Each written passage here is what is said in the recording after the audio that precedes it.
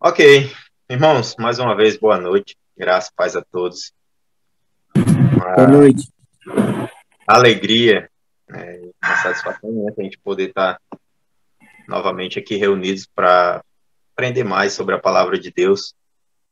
E, de fato, todo aprendizado ainda é pouco, né, comparado ao que temos a aprender na nossa vida. Eu gosto muito de uma frase do filósofo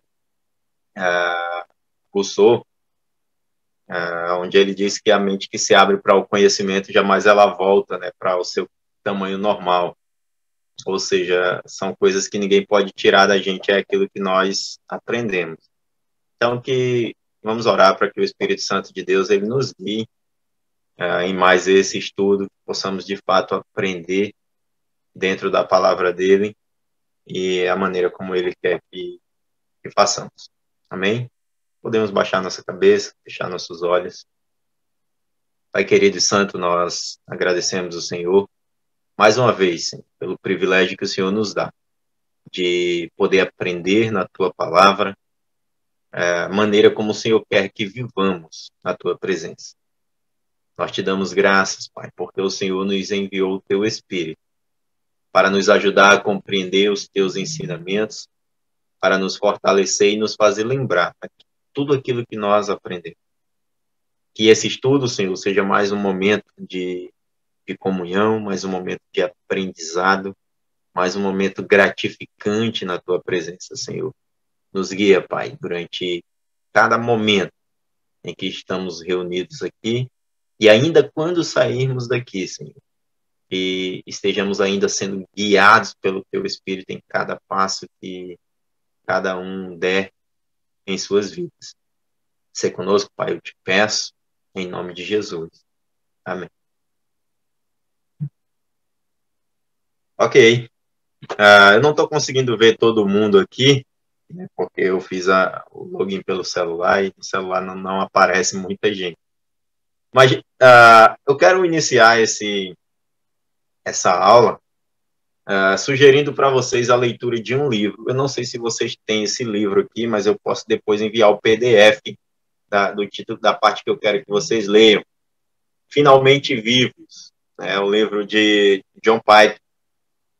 E o subtítulo desse livro é O que acontece quando nascemos de novo. E eu gostaria muito que vocês pudessem ler os capítulos 2 e 3 desse livro, que fala especificamente sobre a obra do Espírito Santo na nossa vida, uma vez que nós entregamos a nossa vida nas mãos do Senhor. Ok? Então, se não tiverem acesso a esse livro, eu vou estar escaneando esses 12 capítulos e aí eu posso estar encaminhando essa semana para o Ricardo e o Ricardo disponibiliza aí para que vocês possam baixar. Tá ok, Ricardo? Irmãos, na aula passada, eu me lembro que nós estudando sobre o andar pelo Espírito, viver no Espírito, eu falei em alguma parte, né, que nós não encontramos na Bíblia, no Novo Testamento, nenhuma passagem que indique o Espírito Santo sendo adorado. E alguém perguntou para mim, né, chegou para mim e falou assim, mas pastor, olha, quando eu estou iniciando o culto, eu peço que o Espírito Santo ele conduza esse culto, né? E ela perguntou se estava fazendo errado por fazer dessa maneira. E aí eu falei que não, né? De fato, nós não estamos fazendo errado. Olha, o Espírito Santo ele é digno de adoração, porque ele é Deus também. O que nós não encontramos é o Espírito Santo reivindicando essa adoração para si. Antes, ele direciona para Jesus essa adoração, né? Foi isso que eu falei na aula anterior. Então, ficou essa não sei se ela compreendeu direito, né? Se ficou essa lacuna aí no aprendizado dela durante essa aula. Então, irmãos, que fique bem claro isso, né? O Espírito Santo, ele é sim digno de adoração, assim como o Pai e o Filho são dignos. Porém, o Espírito Santo, ele não reclama essa adoração para si. antes ele a direciona para o Filho, que é o nosso Salvador. Abrindo as nossas apostilas, eu estou aqui abrindo meu computador, tentando abrir ele desde cedo, e tem uma luta aqui. Como eu falei para o Ricardo, meu computador está reclamando já aposentadoria, né? Então, eu tenho que começar um pouquinho cedo para que ele consiga abrir no tempo hábil. Mas, antes da gente iniciar, eu quero ouvir a participação de vocês, né? De que maneira, eu gostaria de saber aí, ver algumas participações individuais, de que maneira você sentiu ou vivenciou o agir do Espírito Santo na sua vida durante essa semana? Desde o nosso último estudo, terça-feira passada, até agora, de que maneira você evidenciou o agir do Espírito Santo na sua vida? Alguém quer falar? Ninguém? Todo mundo em silêncio. Eu, professor Leandro, boa noite. Roberto Capanema. Boa noite. Semana passada eu não pude assistir a aula completa porque teve queda de energia aqui, né? Estava no final quase. Aí teve uma queda de energia. Mas aquela primeira, que eu peguei lá, né? As explicações que o senhor deu, eu aprendi muita coisa. E eu já vim me dedicando, né, a estudar mais, estudar a palavra, né? E hoje eu estava até tomando banho hoje e eu estava me lembrando dos versículos que eu tinha estudado e estava me lembrando do livro lá, que antes não acontecia. Às vezes até eu falava, será que eu nunca vou conseguir, né? Tipo assim, estudar um versículo e não conseguir decorar, né? Aprender daquele livro lá. E a partir do momento que eu comecei a me dedicar mais, né, ao estudo, está sendo bem mais fácil aprender. Eu acho que isso é o Espírito Santo que está, né, abrindo, né, porque ele nos ensina, né? Então ele abre nossas mentes para que a gente possa aprender mais. Então eu acho que isso é ação do Espírito Santo, sim. Amém. Com certeza, né? Isso. Não há nenhuma dúvida disso. Alguém quer falar? Mais alguém? Eu quero falar, Joás Cotipuru. Certo? Fala, meu irmão. Tem algumas coisas assim que são levadas, mas que eu acompanho mais que eu tenha visto também é o foco. Sempre no dia a dia temos decisões daquilo que pegamos de bom, que pegamos que não é bom para nós. Não, que vamos deixar num conforto. Mas é isso, sempre quando algumas vezes eu tô nesse conforto, como foi essa semana, o Espírito Santo, ele, dá aquele, para me tirar desse conforto, para me atentar mais, para ter foco mais nas palavras, assim, tanto aprender através da Bíblia, como para levar para as outras pessoas. É isso, esse boom de sai da zona de conforto, né? Isso que eu tenho visto também. Glória a Deus, né? Que bom, maravilhoso isso. De fato, né? O Espírito Santo, ele nos fortalece para isso, nos desafia, né? Nos tira desse comodismo que muitos acabam criando na sua caminhada com Cristo e acabam se tornando simplesmente pessoas religiosas, né? Pessoas acomodadas aí na sua fé. Mas bem, irmão, retomando então, de onde nós paramos no nosso último estudo, nós paramos na página 13 da nossa apostila. Ficou para a gente retomar aí, ainda no finalzinho do primeiro estudo dessa apostila, página 13, fala a obra do Espírito Santo. Vocês já estão com essa parte aberta aí? Sim? Ok, gente. Eu gostaria que alguém pudesse ler na Bíblia de vocês, para que a gente possa obter a resposta do estudo anterior. Vocês lembram que no estudo anterior, nós paramos em uma parte onde Jesus, lá no Evangelho de João, capítulo 15, nós fizemos algumas menções, capítulo 14, 15, 16, especificamente, né, no capítulo 16, Jesus estava falando sobre a missão do Espírito Santo. O que o Espírito Santo faria quando ele viesse? Seria convencer o mundo do pecado, da justiça, do juízo. Alguns discípulos, eles queriam saber mais a respeito do final dos tempos, visto que quando Jesus falava sobre o Espírito Santo, eles entendiam que era algo para o futuro. E a explicação disso, dessa conversa deles com Jesus, nós encontramos lá no livro de Atos, no capítulo 1, versículos 7 a 8. Alguém poderia ler para a gente esses 2 versículos, por favor? Atos 1, versos 7 a 8. Respondeu-lhes: não vos compete conhecer tempos ou épocas que o Pai reservou para a sua exclusiva autoridade, mas recebereis poder ao descer sobre vós o Espírito Santo, e serei minhas testemunhas, tanto em Jerusalém como em toda a Judéia e Samaria e até os confins da terra. Amém. Então, olha só as palavras de Jesus, né?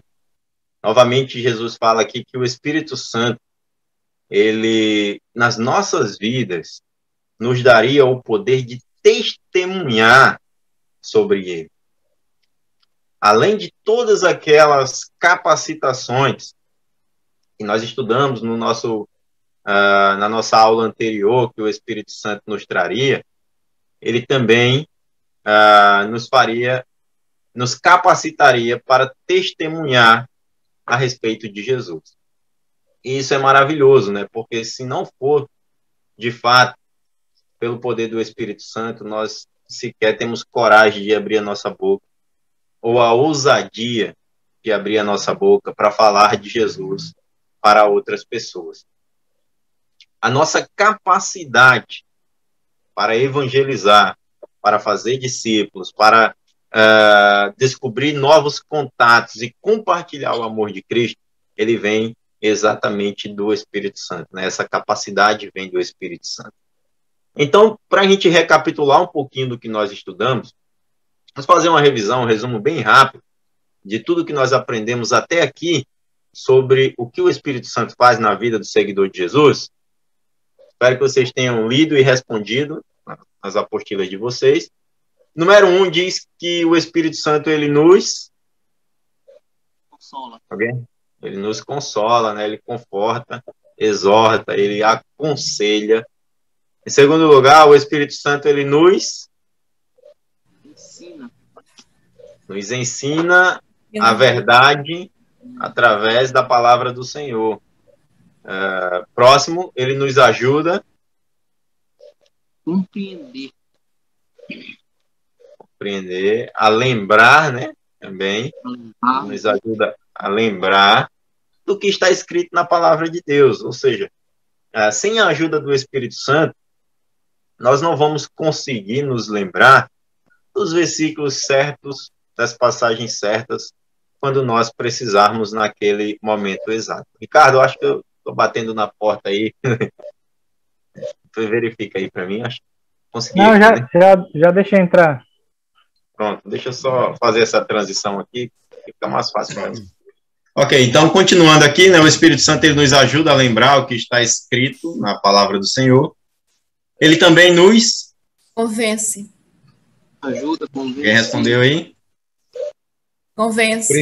Ele nos guia. Ele nos guia. Mero 4. Apostila aí. Alguém respondeu?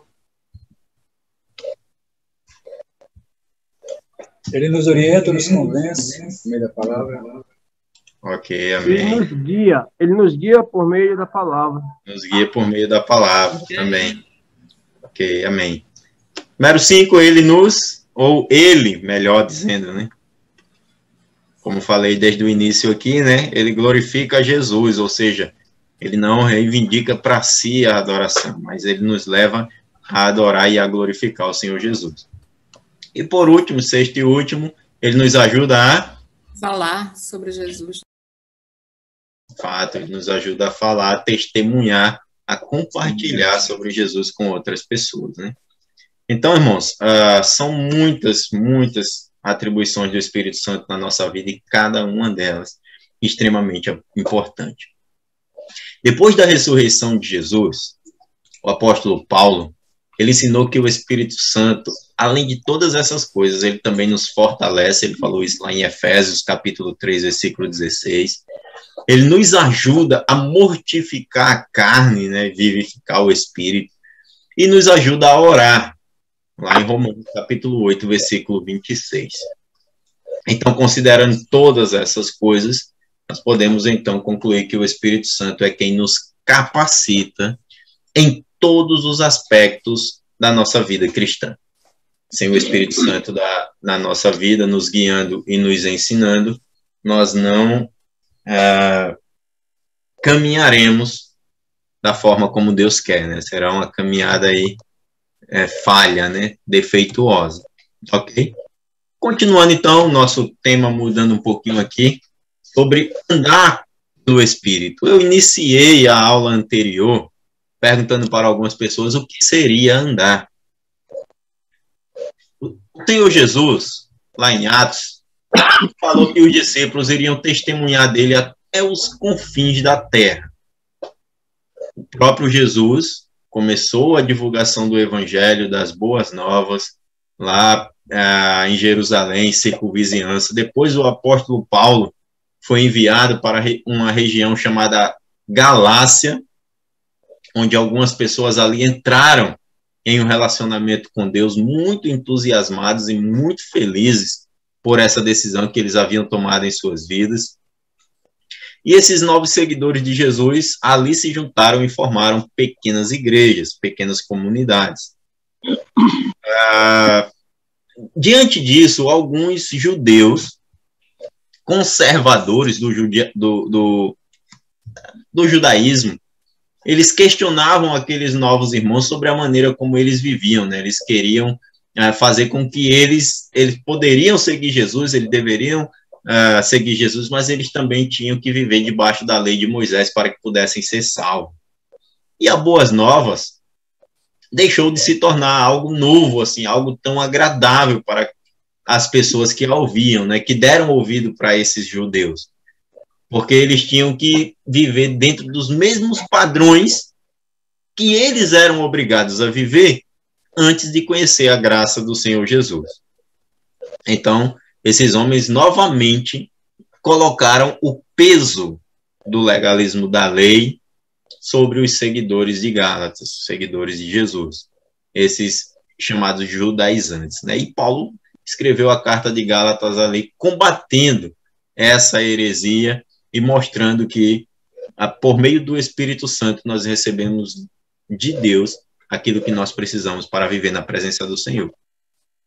Se alguém tiver aí novamente com a Bíblia, eu gostaria que abrisse, né? Avance um pouquinho na sua apostila aí, por favor, para a página 16. Leia no capítulo 5, Gálatas, os versículos 16 a 18, por favor. Alguém pode ler? Gálatas 5? Isso, Gálatas 5, dos versos 16 a 18. Diz assim, Gálatas 5, dos versos 16 a 18. Digo, porém, andai no Espírito e jamais satisfareis a concupiscência da carne. Porque, Isso, continue, por favor.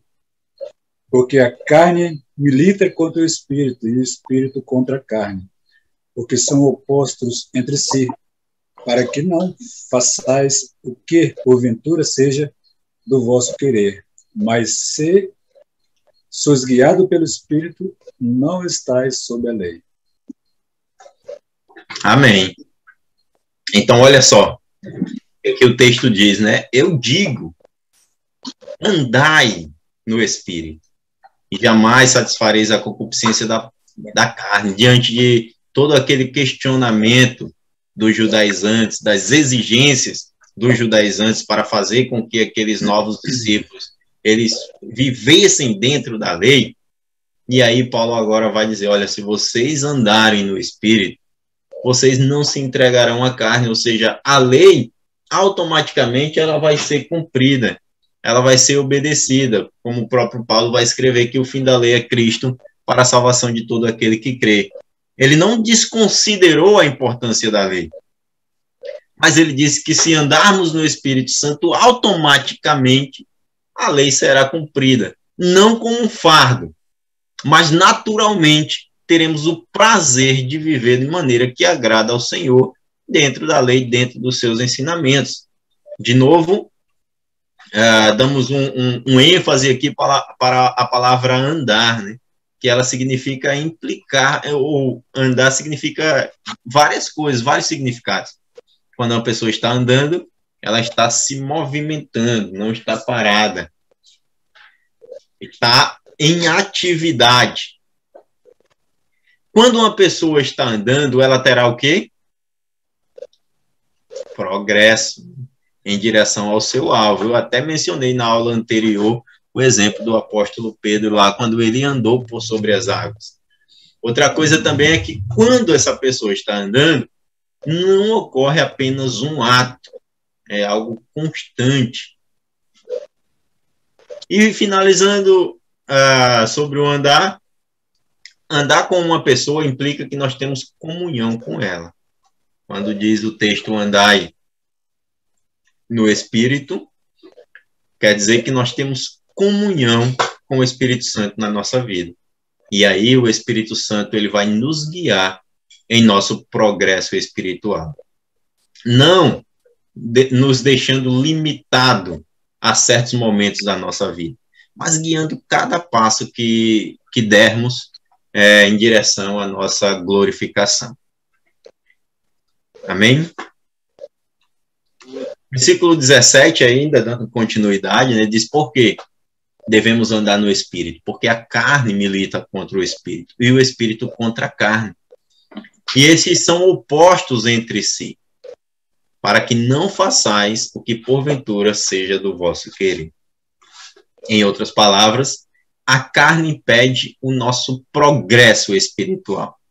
Ela atrapalha o nosso andar no Espírito, nos levando a fazer coisas que nós não queremos, nos levando a desagradar o Senhor. Sempre digo isso, né? Gosto muito dessa ilustração. Quando nós entregamos a nossa vida para o Senhor Jesus, o ser humano, antes dele entregar a vida para Cristo, ele já tem uma fera dentro dele. Essa fera é a carne, né? Os desejos naturais. Nós vimos isso lá no nosso primeiro estudo.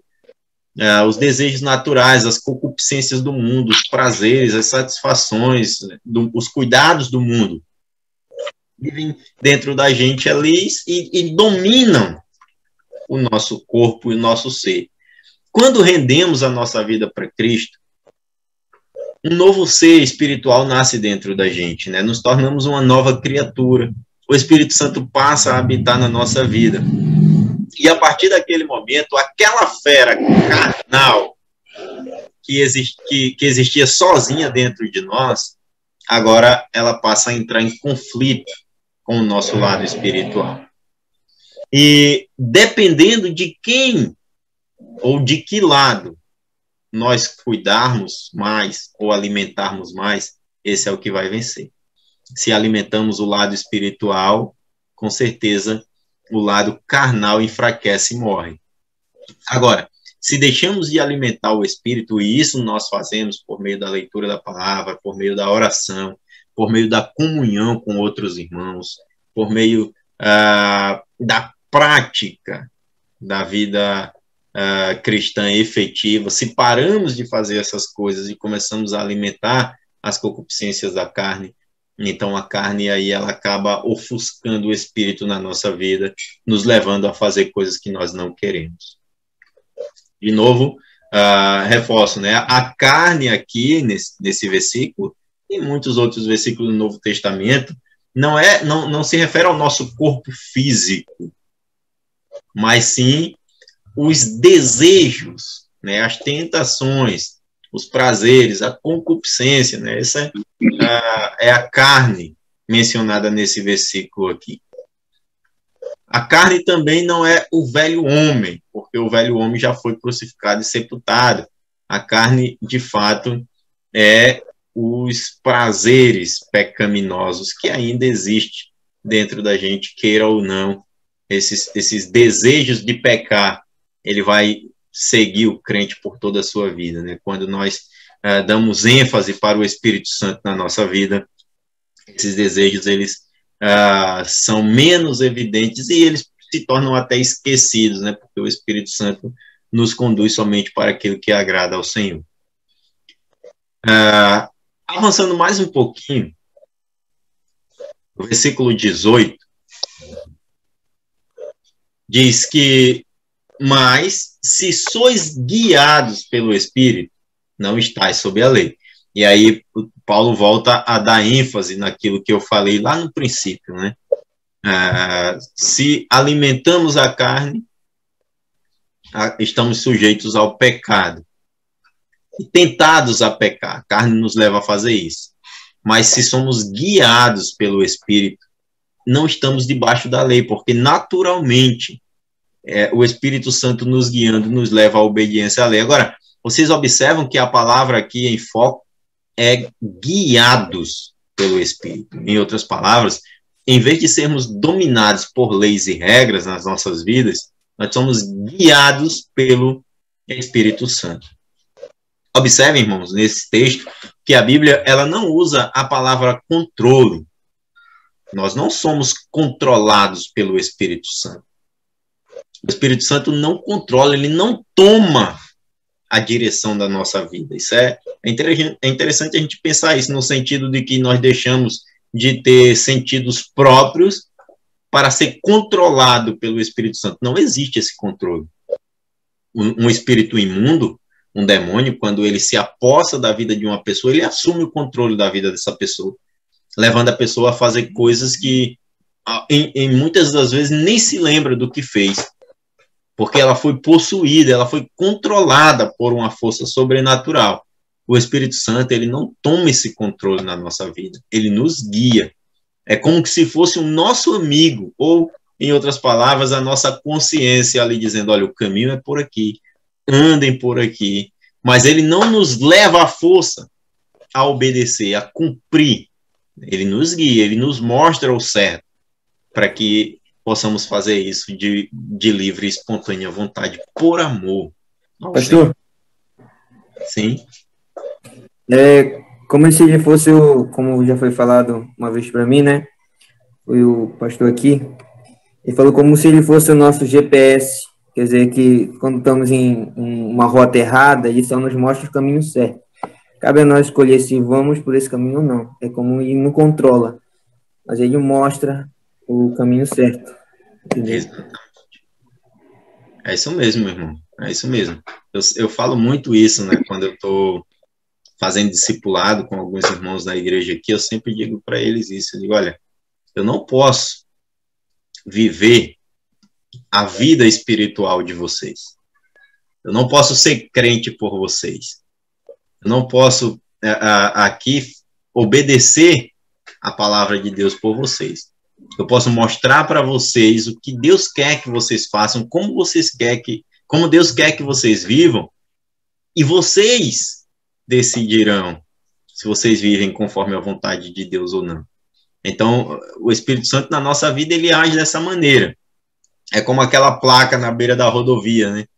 Que a gente vai andando de moto ou de carro, a gente vai ali a 120 por hora e a gente encontra uma placa na frente dizendo, olha, velocidade máxima permitida, 80 por hora. E aí a consciência é sua.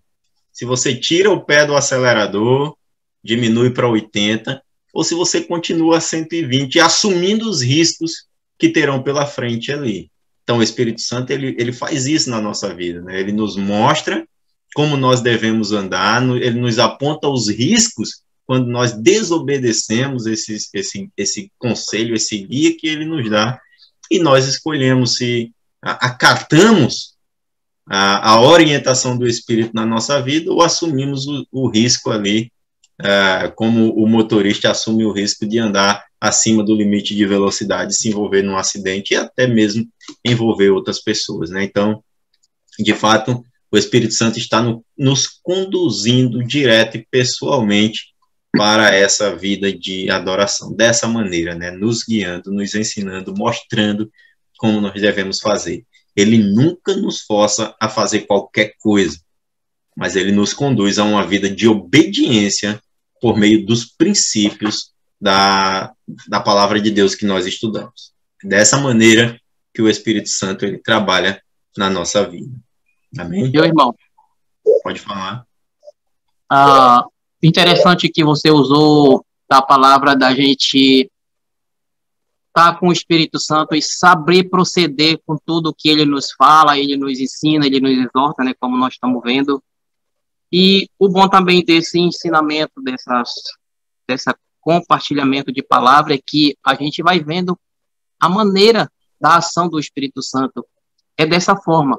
E não da forma como a gente vê por aí, as pessoas dizem que estão pulando, estão recebendo o Espírito Santo e depois fala em língua e depois, mas o que foi que falou? Eu não sei. Mas o que foi que falou? Também não sei. Ou seja, verdadeiramente não é o Espírito Santo. Então a palavra que está nos dizendo que o Espírito Santo, quando ele age, quando ele está em nós, ele está nos edificando, nos exortando, nos ensinando, então a gente vai lembrar, mas vai saber tudo quanto provém do Espírito Santo, né? Então, bem interessante essa parte que você disse, que nós lembramos tudo, ou seja, nós estamos com consciência que verdadeiramente o Espírito Santo está em nós. Verdade. É isso mesmo, irmão. Essa é a realidade, né? O Espírito Santo nos guia, né? E uma coisa que muitas pessoas não conseguem entender, né? Nós podemos até ignorar a instrução e a orientação do Espírito Santo e confiar na nossa própria perspectiva, na nossa capacidade de fazer da nossa própria maneira ou da nossa própria vontade. O Espírito Santo se entristece com isso. Ele não nos abandona, mas ele se entristece. Por quê? Porque ele sabe que podemos dar passos errados, passos equivocados quando desobedecemos às orientações da palavra de Deus, né? O fato é, como nós podemos reconhecer a carne nas nossas vidas e como podemos reconhecer as evidências do Espírito Santo na nossa vida? Paulo deu uma lista muito boa aqui no livro de Gálatas, eu gostaria que vocês pudessem ler, capítulo 5, do versos 19 ao 21. Essa lista mostra as pessoas que estão agindo pela carne. Pastor? Sim. Só lembrando, o senhor estava no 18 e pulou para o 19 já, né? Isso. Acabei de ler o versículo 18, né? A gente vai continuar agora do 19 ao 21. Porque as obras da carne são manifestas, as quais são prostituição, impureza, lascívia, idolatria, feitiçarias, inimizades, porfias, emulações, iras, pelejas, dissensões, heresias, invejas, homicídios, bebedices, glutonarias e coisas semelhantes a estas, acerca das quais vos declaro, como já antes vos disse, que os que cometem tais coisas não herdarão o reino de Deus. Amém? Amém. Obrigado, irmã. Olha só, na apostila de vocês aí, pede para que vocês marquem um X ao lado de quaisquer das opções abaixo. Aquelas que mais provavelmente ela acontece na sua vida. Alguns de vocês marcaram algumas dessas opções aí? Qual é a página? A página 20, né? Página 20, da apostila. Isso. Contrário? Eu não cheguei a fazer porque eu recebi minha apostila hoje, eu mandei imprimir e me entregaram hoje, tá? Professor, ainda não pude. Idolatria, eu marquei idolatria. Certo. Posso dar uma pequena Deve. explicação sobre o que eu marquei de idolatria? Uhum. A idolatria não se aplica exatamente no que se diz ou se refere à imagem, adorar, como hoje a gente tem essa percepção, imagem. Mas é tudo aquilo que nós priorizamos no sentido gostamos mais do que prestamos culto a Deus. Pode ser o trabalho, um exemplo, pode ser um futebol, né? Coisa simples. Muitas das vezes nós caprichamos mais do que na palavra, ou seja, idolatramos, ou seja, nós gostamos mais. Então, nesse aspecto, eu coloquei a idolatria, não se referindo exatamente somente à imagem, aquele esporte ídolo, no caso. Ok. Alguém marcou mais alguma coisa? Não, né? Amém. Que bom, né? Todos pelo Espírito, né? Quantas dessas atitudes estão ligadas à maneira como você se relaciona com outras pessoas? Nessa mesma página aí, é mais uma tarefinha que ficou para vocês fazerem. Que fala do relacionamento com outras pessoas. Quantas dessas atitudes? A minha resposta para quem está no Espírito, como nós estamos falando, o Espírito provém do Espírito, não se aplica nenhuma, né? Porque agindo dessa resposta de cima, que está aqui, se a gente estiver praticando essa aí, nós vamos ter relacionamento com nenhuma pessoa adequada, provindo de Deus. Eu penso desse entendimento, assim. A pergunta, na verdade, é de uma forma geral, né? Essas 15, essa lista desses 15 itens que Paulo menciona aí, eles se dividem, né? Alguns tratam do relacionamento com pessoas, né? Envolvem outras pessoas. Assim como a lei. Nós temos 10 mandamentos na lei, né? Mas vocês sabem que a lei, ela se divide em 2. Relacionamento que trata do nosso relacionamento com Deus e que trata do nosso relacionamento com outras pessoas, ou do relacionamento de pessoas e pessoas. Nessa lista aqui, nós temos 8 dessas 15 maneiras de expressar de expressar a carne, né, as obras da carne na vida, que ela envolve esse relacionamento com pessoas. E, sendo assim, a carne se manifesta com mais intensidade. Olha que interessante isso. A carne se manifesta com mais intensidade quando nos relacionamos com outras pessoas, ou nos momentos em que envolvem relacionamento com outras pessoas. De forma geral, e talvez eu esteja falando isso, vocês logo vem à mente de pensar, não, é por causa da prostituição, é por causa do ciúme, mas de uma forma geral, em todos os momentos, quando nos envolvemos com outras pessoas, seja no trabalho, seja na escola, seja na faculdade, em qualquer lugar, nós enfrentamos dificuldades, né? Eu acredito que o ser humano é difícil demais de lidar, muito difícil.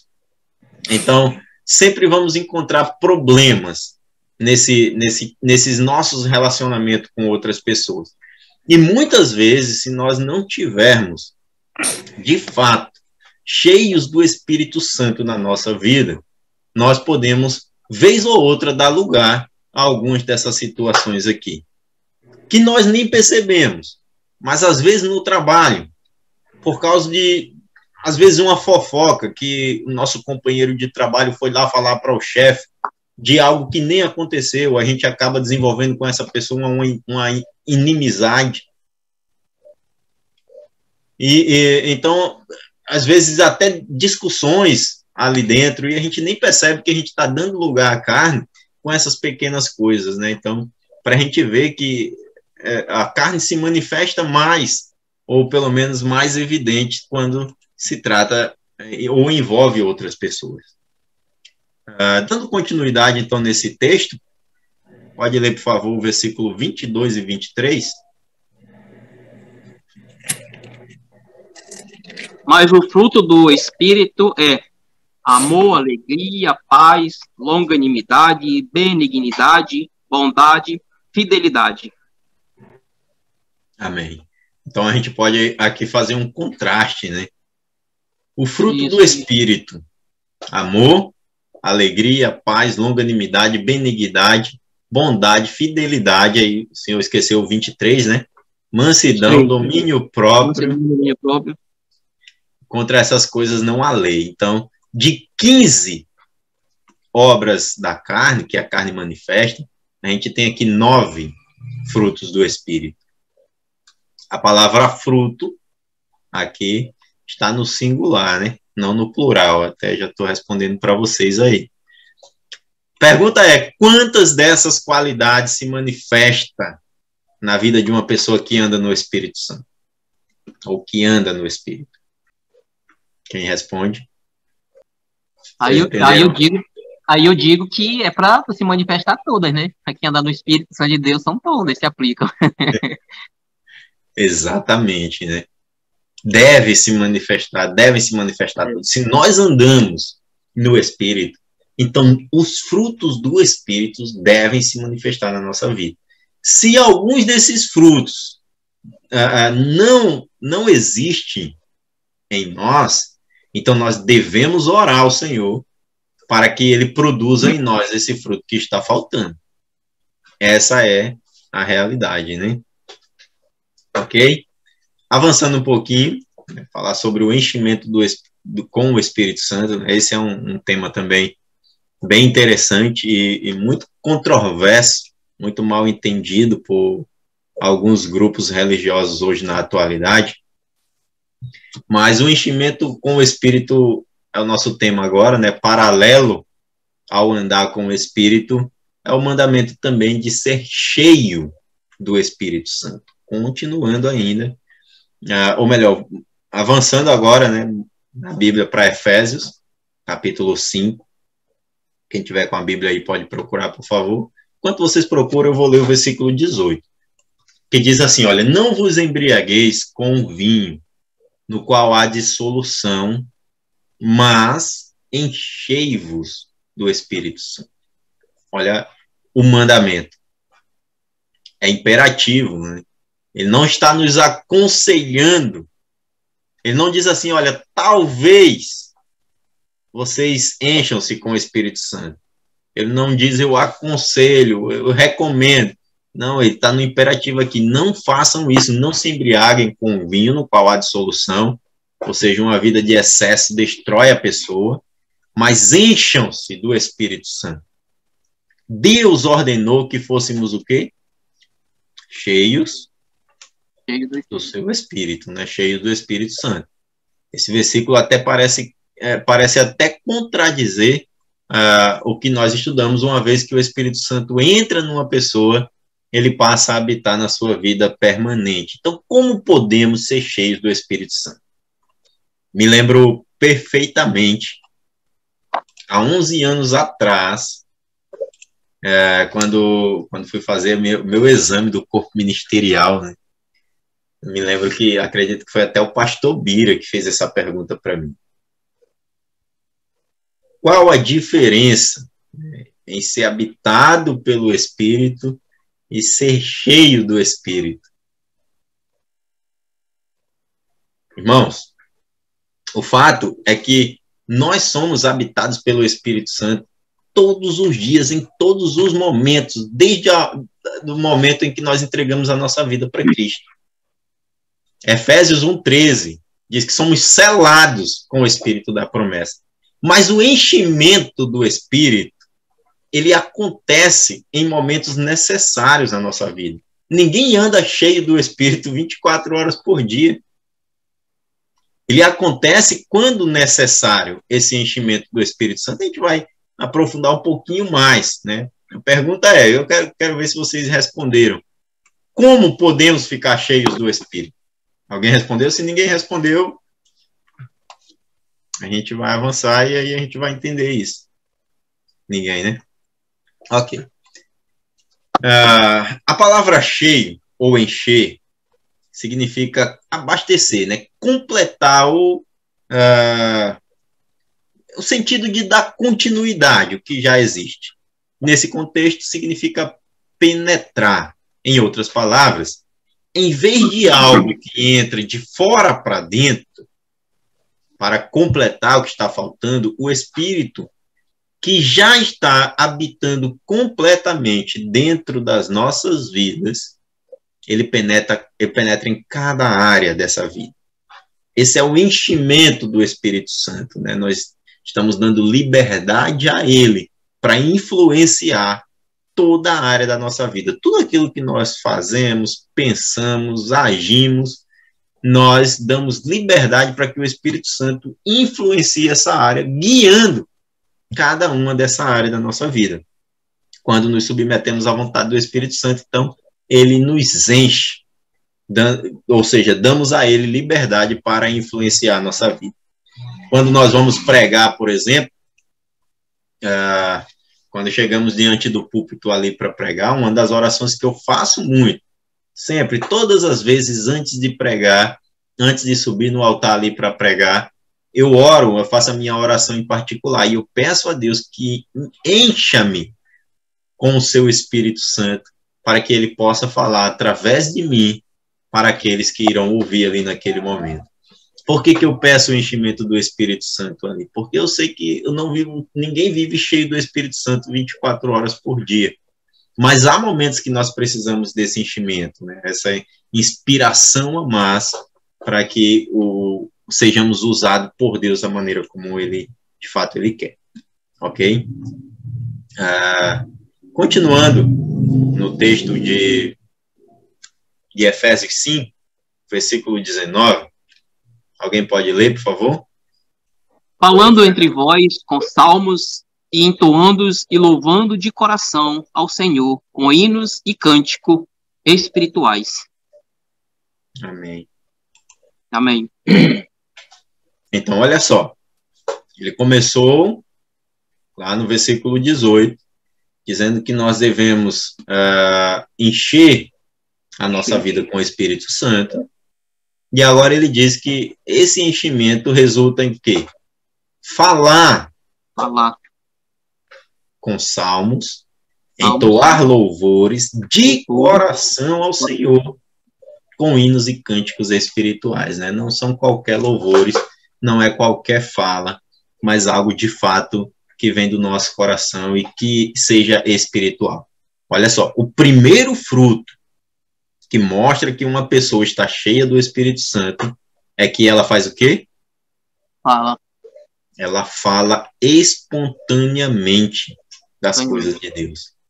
Ninguém precisa falar para você, olha, pregue para o seu vizinho, pregue para o seu colega de trabalho, pregue para o seu amigo, convide as pessoas para ir para a igreja, convide para estudar a Bíblia. Naturalmente, o Espírito Santo de Deus, ele te leva a fazer isso. Ele influencia você para que você faça isso. Você se sente incomodado quando você está perto de pessoas incrédulas e você não compartilha de Jesus com essas pessoas. Esse é um dos primeiros frutos do Espírito Santo na vida do crente, principalmente o novo convertido. Fica eufórico, né? Cheio do Espírito ali, aquela chama ardente, ele querendo compartilhar e falar para todo mundo a mudança que Jesus fez na sua vida.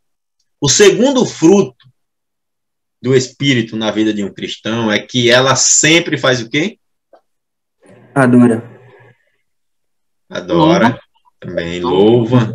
Exato. Louva a Deus de coração, né? Essa palavra que está no versículo lá. Então, o Espírito Santo nos leva a falar de Jesus espontaneamente. O Espírito Santo nos leva a louvar o Senhor, a adorar o Senhor de coração. No versículo 20, ele diz, dando sempre graças por tudo a nosso Deus Pai, em nome do nosso Senhor Jesus Cristo. Olha só, irmãos. Uma pessoa cheia do Espírito Santo, ela expressa a sua gratidão. Gratidão. Ela não vive reclamando por tudo. E olha que interessante isso. Hoje eu estava conversando com um colega da igreja e eu acordei tarde hoje, né?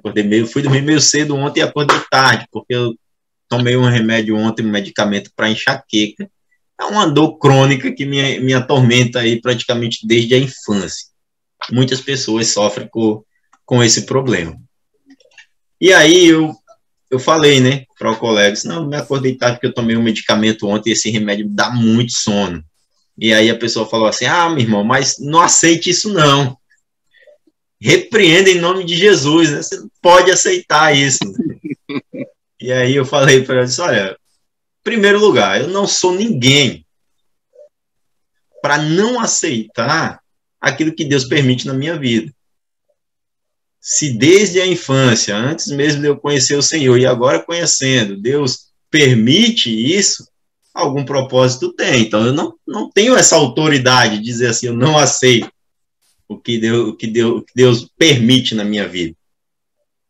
O apóstolo Paulo, né, tinha um espinho na carne ali, que alguns acreditam ser uma enfermidade, e ele diz, olha, por 3 vezes orei ao Senhor, e o Senhor me respondeu, a minha graça te basta. Paulo continuou a sua vida. Lá no livro de Jó, quando a esposa de Jó manda que Jó amaldiçoe o Senhor e morra, porque Jó já tinha perdido a saúde, já tinha perdido os bens, já tinha perdido os filhos, já tinha perdido tudo, o que Jó fala para ela? Diz, olha, aceitastes o bem de Deus com prazer e o mal não queres tu aceitar? Cai por terra o inimigo de Deus e louvado seja o nome do Senhor. Né? Então, nada nos impede de orar ao Senhor pedindo que o Senhor mude uma situação na qual nós não nos sentimos confortável. Agora, nós devemos ser maduros o suficiente para aceitar que a resposta do Senhor pode ser diferente daquilo que nós queremos. Então, a maioria das pessoas acha que pelo fato de serem crentes, de se declararem servos do Senhor Jesus, elas têm autoridade para mandar em Deus. Dizer assim, olha, eu não aceito isso na minha vida, né? Eu já vi muitas pessoas falarem isso, assim, tá passando por provações, tá passando por dificuldade, bate o pé no chão e diz, Senhor, eu sou teu servo, eu sou tua serva, eu não aceito isso na minha vida, né? Ele diz, olha, nós não somos ninguém para aceitar ou para recusar aquilo que Deus permite sobre nossas vidas. Antes, pelo contrário, nós devemos ser gratos ao Senhor por tudo e sempre imaginar que se a situação está ruim, pode ficar pior. Né? Amém? Amém, graças a Deus. Continuando, então, versículo 21. Quem pode ler? Sujeitando-vos uns aos outros no temor de Cristo. Amém. Então, olha só, finalmente, uma pessoa cheia do Espírito Santo, ela faz o quê? Sujeita, né, ou submete os seus desejos em benefício dos outros.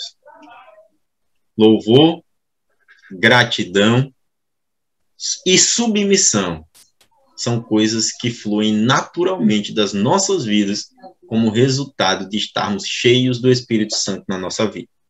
Não são qualidades que nós tentamos expressar pelas nossas próprias forças para nos parecer mais espirituais. Se a palavra e o louvor não estão fluindo da sua vida, e você tem a tendência de reclamar de tudo, o fato é, você não está cheio do Espírito Santo. Em vez de tentar ser mais positivo e controlar a sua boca, busque a presença de Deus em submissão ao Espírito Santo. Amém? Amém. Vamos resumir o que nós estudamos até aqui para a gente avançar para o próximo. Primeiro, o Espírito Santo é conhecido como o Consolador. Consolador. Amém. Segundo, recebemos o Espírito Santo no momento da salvação pela Palavra. Pela fé. Pela fé. Pela fé. Amém. Terceiro, nossas mentes têm 2 influências. Espírito Santo e a carne. Espírito Santo e a carne. Amém. Uma briga travada dentro da gente, né? Quarto, a Bíblia nos manda andar pelo Espírito. Quinto, quando andamos pelo Espírito, ele nos Guia. nos guia, nos conduz. Sexto, a Bíblia também nos manda ser Cheios do Espírito. Cheios cheios do Espírito Santo. quando estamos cheios do Espírito, iremos produzir frutos, né? O fruto do Espírito. Então, andar com Deus não acontece do dia para a noite. A nossa responsabilidade é colocarmos o nosso relacionamento com Deus acima de qualquer outra prioridade. De verdade. Precisamos nos colocar numa posição em que Deus possa agir em nossas vidas. Nos entregar inteiramente a Ele. Isso inclui a leitura da Bíblia, a oração e os relacionamentos espirituais com outros seguidores de Jesus. Perseverança nessa busca, ela é essencial para que possamos ter êxito nesse propósito. Amém? Amém. Avançando agora, né, fica uma tarefa aqui dessa primeira lição, mas eu não vou passar para vocês. Vamos entrar para o segundo estudo. Caminhando com Cristo, segundo estudo, as disciplinas espirituais. E a gente tem como texto base aí João, capítulo 17, versículo 3. E a vida eterna é essa, que te conheçam a ti, o único Deus verdadeiro, e a Jesus Cristo, a quem enviastes. Ok? Crescendo com Cristo, começando a prática das disciplinas espirituais. A semente aqui são as disciplinas espirituais que nos colocam numa posição em que o Espírito Santo pode agir em nossas vidas. O versículo-chave, João 17, 3, e a vida eterna é essa, que te conheçam a ti, o único Deus verdadeiro, e a Jesus Cristo, a quem enviaste. Pergunta: o que nos leva a ter vida eterna? Eu respondi: conhecer a verdade. Minha resposta. Conhecer a Deus. Bem. Ok. Conforme o versículo, né? As duas opções estão erradas. Perdão, as duas respostas estão certas, né? Conforme o versículo, conhecer a Deus por meio de Jesus Cristo e a intimidade com Ele. E conhecer a Deus nós só conhecemos por meio da sua verdade, que é a sua palavra, né? Só por ela, só pela Bíblia nós conhecemos Deus verdadeiramente. Conhecer a Jesus Cristo é o mesmo que conhecer a Deus.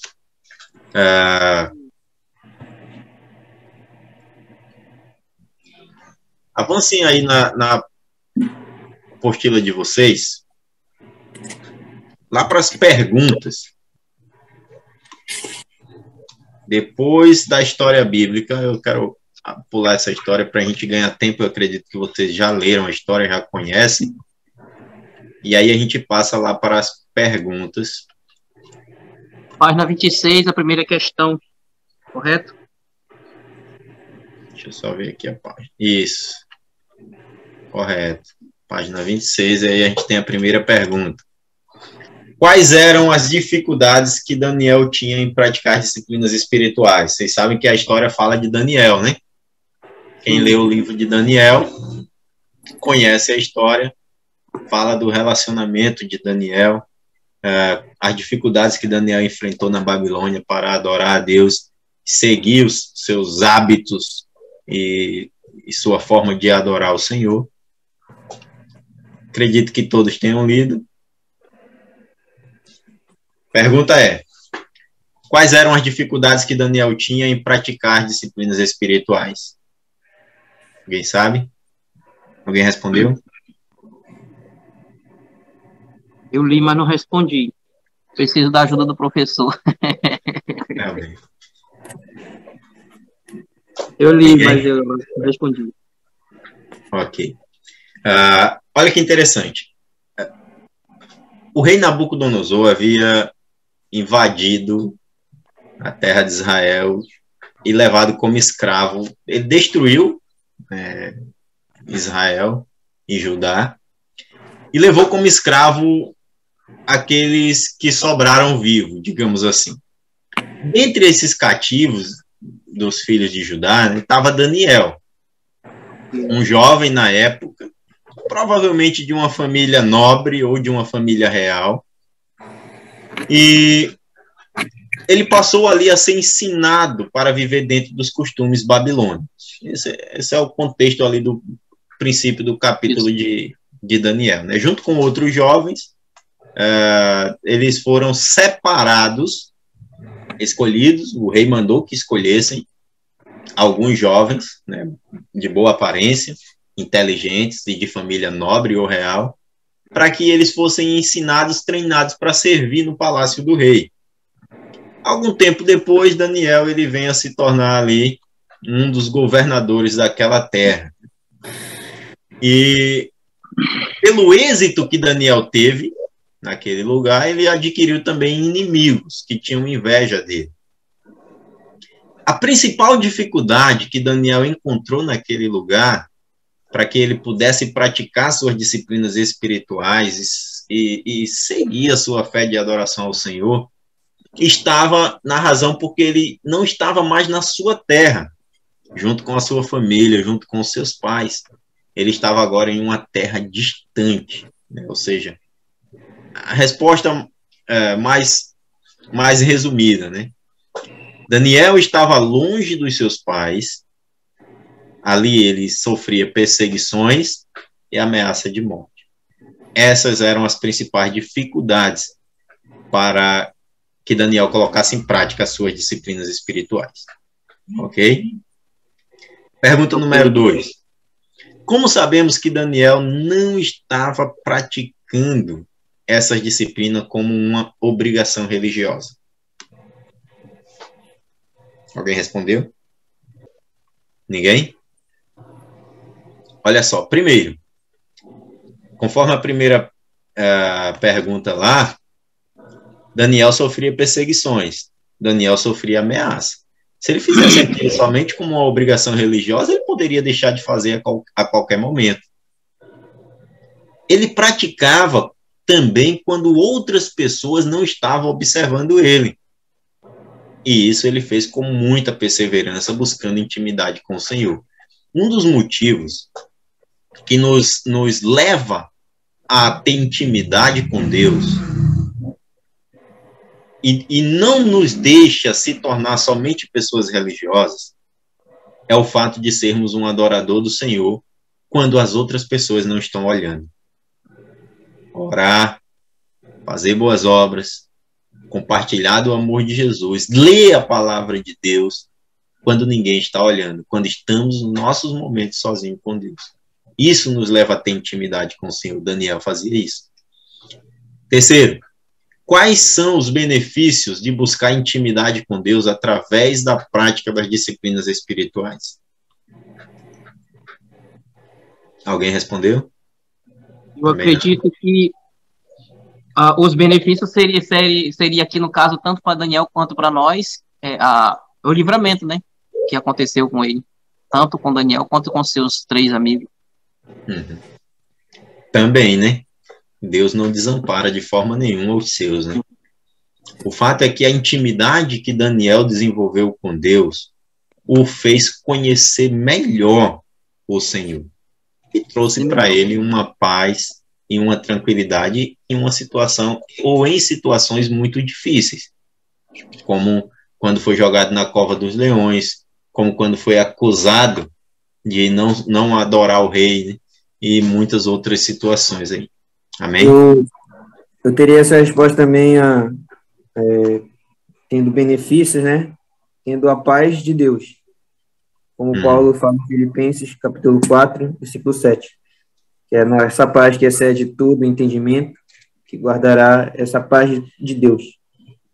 Entendeu? Tendo essa paz de Deus, os benefícios. Amém. Ok. Considerando a sua vida, vou avançar aqui. Considerando a sua vida, o que você tem aprendido através da sua leitura bíblica pessoal? Quem respondeu essa aí? Olha, eu não respondi ainda que isso aqui ainda não, mas são muitas outras coisas que tenho aprendido, né? Através da leitura bíblica pessoal. Mas coloco uma buscar a Deus. Eu tenho aprendido a buscar cada vez mais, através de cada versículo, sempre buscando mais sobre esse Deus. Amém. Outra pessoa pode responder a próxima. Como tem visto Deus responder as suas orações? Avancem aí, por favor, nas apostilas de vocês para a página 28. Onde tem aí as 7 disciplinas espirituais. Acabamos já. Nós já vimos que Deus é quem opera o crescimento espiritual nas nossas vidas. Vimos que o caráter do Senhor produz, por meio das nossas vidas, a adoração, levando-nos a glorificar o Senhor Jesus. O nosso fruto, ou seja, o fruto da adoração espiritual, depende da nossa intimidade com Ele. Por outro lado, intimidade com Deus, ela não acontece automaticamente. Deus é quem nos faz adorador. Nós temos uma participação no desenvolvimento dessa intimidade com Ele, mas é Ele quem nos torna adorador. E o fruto em si, ele é o resultado dessa nossa adoração. Porém, nós não ficamos completamente passivos nisso também. Temos também a nossa parte. Nós identificamos 7 disciplinas espirituais. E elas são diferentes de deveres religiosos, de obrigações religiosas. Mas, se nós não examinarmos as nossas atitudes perante Deus, essas disciplinas elas podem se tornar exatamente obrigações religiosas, ou simplesmente práticas religiosas. Um dever religioso é algo praticado com um fim em si mesmo. Uma disciplina espiritual é algo que praticamos porque sentimos sede de intimidade com o Senhor. Em João 17, contém a maior oração registrada, a maior oração de Jesus registrada na Bíblia. Sabemos que Jesus passou pelo menos em uma vez, uma noite inteira orando. Entretanto, o conteúdo daquela oração não foi registrado. Nessa oração, Jesus ele fez uma revisão da sua vida diante do Pai, explicando como ele ajudou os discípulos a ter intimidade com Deus. Nós encontramos as 7 disciplinas nesse trecho, que relata a última noite de Jesus com os seus discípulos antes de morrer. Sem dúvida, nós iremos ler os princípios mais importantes que Jesus queria enfatizar para os 12 apóstolos ali. Ok? Evangelho de João, capítulo 17, versículo 1, diz assim, ó, tendo Jesus falado estas coisas, levantou os olhos ao céu e disse, Pai, é chegada a hora. Glorifica teu filho para que o filho te glorifique a ti. Em outras palavras, Jesus está dizendo, está chegando o momento da morte e da ressurreição. O que Jesus fez naquele momento? Ele glorificou o Pai quando ressuscitou. A palavra glorificar significa brilhar. E nesse trecho, Jesus está pedindo que o seu caráter seja manifesto através disso. O caráter do Pai também seria manifesto, brilhando para que os outros pudessem ver. Em outras palavras, Jesus está dizendo que a sua vida a sua vida refletiu o caráter do Senhor. A vida de Jesus fez o Senhor brilhar. E deve ser assim também nas nossas vidas, né? Tem um versículo que eu gosto muito lá de Hebreus 12, 14, onde diz, segui a paz com todos e a santificação sem a qual ninguém verá o Senhor, né? Esse texto ele é muito interessante, porque há 2 maneiras de você interpretar esse versículo. Primeiro, se você tiver uma vida de paz, santidade diante de Deus, você verá o Senhor quando você for glorificado. Em outras palavras, uma segunda forma de você entender isso é que se você tiver uma vida de paz com as pessoas à sua volta, uma vida de santidade com Deus, as pessoas que estão ao teu lado glorificarão o Senhor porque elas verão o brilho do Senhor na tua vida. E aí nós poderíamos orar como Jesus orou, né? O Senhor foi glorificado por Jesus e assim também ele pode e deve ser glorificado na nossa vida, ok? Eu gosto muito desse exemplo da lâmpada, quando ele coloca aqui, né? Uma lâmpada, quando acesa, ela está produzindo luz e brilho. Uma panela, ela não produz luz, mas ela pode refletir a luz. Nós somos como a panela. Só Deus pode brilhar ou ter uma glória própria. Nós, quando estamos na luz, ou seja, quando estamos nos relacionando com o Senhor, nós podemos refletir a luz, ou seja, a glória de Deus, assim como a panela. Se nós estivermos limpos, refletiremos essa luz também na nossa vida. Amém? Jesus era diferente. Ele tinha a própria glória, né? Essa glória havia sido encoberta pela sua humanidade, né, o que nós chamamos de kenosis, lá de Filipenses 2. A glória do Senhor foi encoberta, mas ele estava pedindo para que o Pai manifestasse a glória do Filho, e mediante essa manifestação, o caráter do Filho, o Pai seria glorificado. Amém? Amém. Versículos 2 e 3, ele diz: assim como lhes conferiste autoridade para toda a carne, a fim de que ele conceda vida eterna a todos os que lhes deste, ou seja, o Filho tem autoridade de dar vida eterna àqueles que o Pai escolheu, e a vida eterna é essa, ele diz, que te conheçam a ti, o único Deus verdadeiro, e a Jesus Cristo a quem enviaste. Então, em outras palavras, define-se aqui qual é a essência dessa vida eterna. A essência da vida é conhecer o Senhor, o principal alvo de uma vida que agrada a Deus e se relacionar com Ele. Olha que interessante. A primeira disciplina espiritual, né? Uma das primeiras disciplinas espirituais, ela passa ali pelo fato de nós conhecermos o Senhor. Como Jesus falou em João 8,32, se permaneceres na minha palavra, sois verdadeiramente meus discípulos, e conhecereis a verdade vos libertará. E também Pedro fala lá em 2 Pedro 3,18, suas últimas palavras antes de morrer: cresçam na graça, mas cresçam também no conhecimento do Senhor Jesus Cristo. Esse conhecimento de Deus vai nos levar a se tornar verdadeiros adoradores, cheios do Espírito Santo, habitados pelo Espírito Santo, guiados pelo Espírito Santo, para fazer aquilo que Deus quer na nossa vida. Amém? Nós paramos hoje por aqui. Eu quero dar esse momento para o Ricardo, para que ele possa fazer aquele momento de divisão em grupos que nós não tivemos semana passada, né? Deveria ter parado ainda um pouquinho antes, mas dá tempo, não dá, Ricardo? Para a gente fazer isso?